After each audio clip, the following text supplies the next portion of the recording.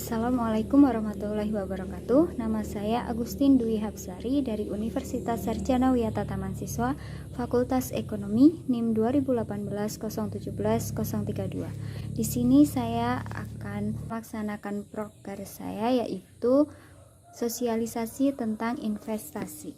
Banyak orang di dunia ini yang sudah tertanam bahwa dengan istilah nabung pangkal kaya. Sejak SD pun kita diajarkan bahwa dengan menabung sedikit demi sedikit maka kita akan tambah kaya.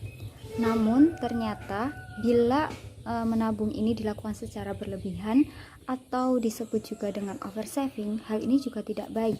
Kenapa? Karena dengan melakukan oversaving ini, orang-orang tidak akan menikmati hasil yang mereka dapatkan secara maksimal.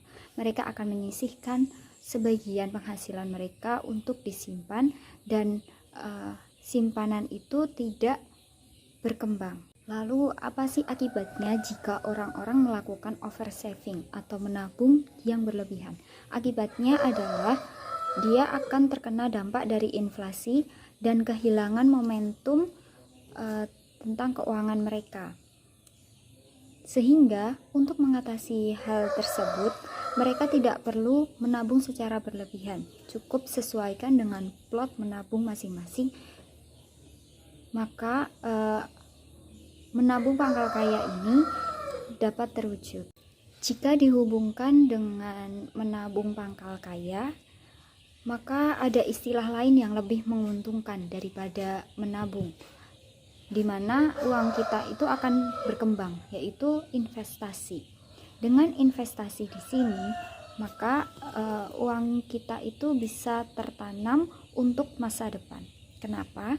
Karena investasi di sini adalah sebuah penanaman sumber dana dengan harapan mendapat manfaat di masa depan.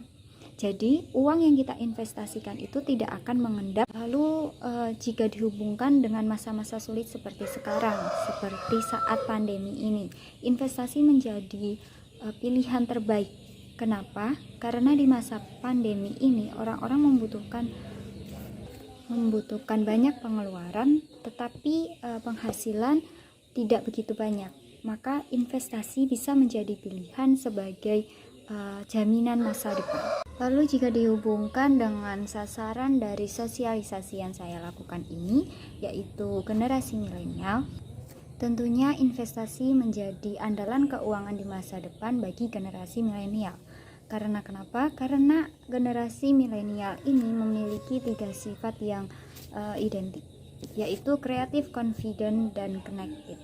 Di mana kreatif ini, generasi milenial adalah seorang yang memiliki pengetahuan out of the box, di mana pemikirannya bisa berkembang serta memiliki ide-ide yang luar biasa.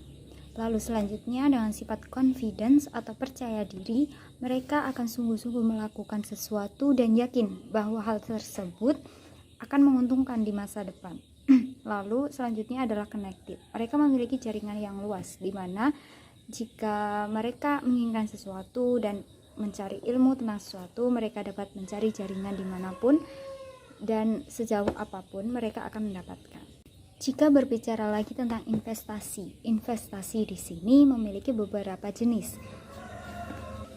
Menabung merupakan salah satu jenis investasi. Terdapat jenis lain dari investasi juga sudah sering dilakukan oleh para orang tua, yaitu dengan membeli logam mulia. Properti juga menjadi bagian investasi yang tetapi mungkin memiliki nilai modal yang sangat tinggi.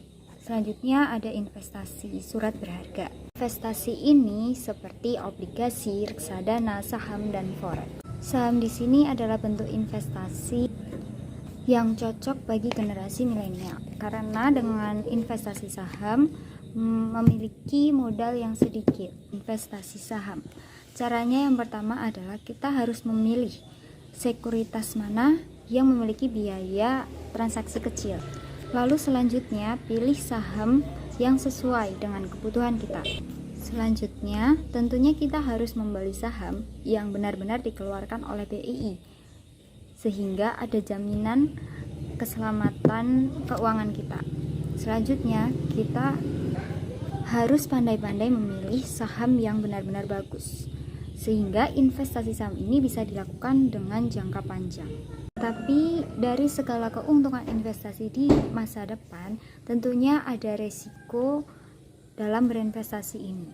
Nah, selanjutnya dosen saya, Ibu Anita Primastiwi SEMSC, akan menjelaskan tentang resiko investasi dan tips trik dalam melakukan investasi.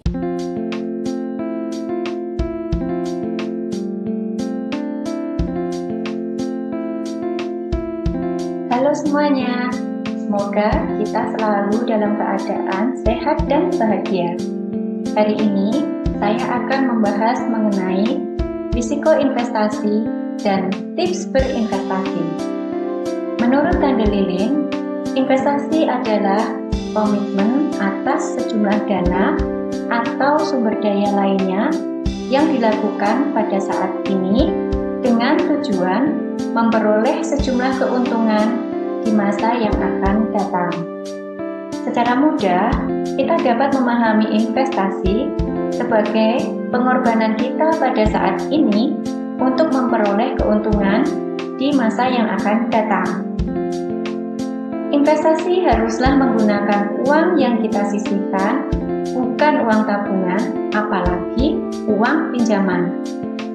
Kita bisa menggunakan konsep pengelolaan keuangan sebagai berikut: 50% untuk konsumsi, 30% untuk tabungan, dan 20% untuk investasi. Tabungan bisa dicairkan dalam jangka waktu 1-3 bulan. Sedangkan investasi akan kita cairkan setelah lebih dari 1 tahun. Investasi dan risiko bersifat melekat. Tidak ada investasi yang tidak mengandung risiko. Kita mengenal golden rule dalam berinvestasi, yaitu high risk high return, low risk low return. Investasi dapat dibagi menjadi 2 kategori, yaitu investasi keuangan dan investasi non-keuangan. Yuk kita kenali macam-macam investasi beserta risikonya. Contoh investasi non-keuangan. Yang pertama, memelihara sapi. Risikonya adalah sapinya mati. Contoh yang kedua, menanam pohon jati.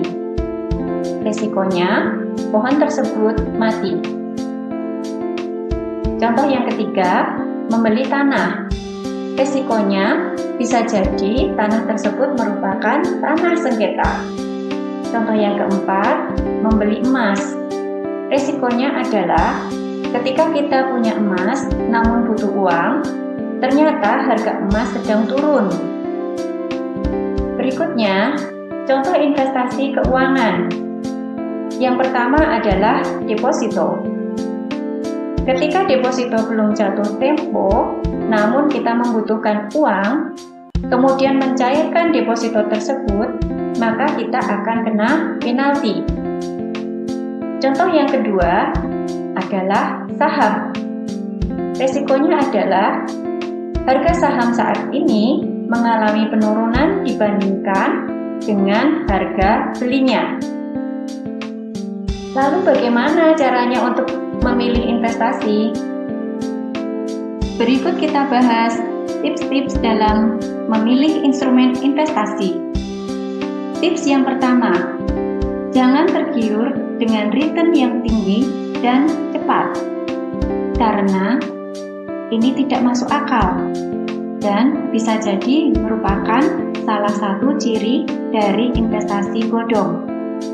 Salah satu argumen atau alasannya adalah jika Anda menjadi pengusaha, tentunya Anda akan lebih memilih meminjam uang di bank daripada menggunakan dana dari investor dan harus memberikan bagi hasil yang lebih besar daripada bunga bank.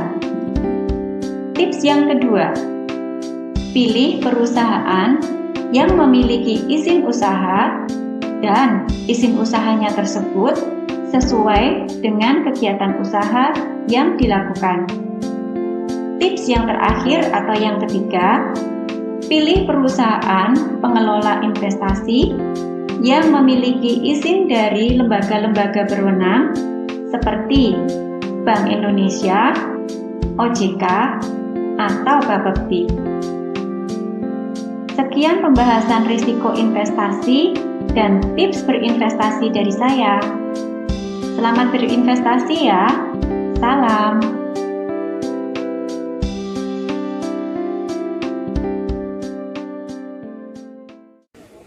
Sekian video ini saya sampaikan, semoga bermanfaat. Salam dan bahagia.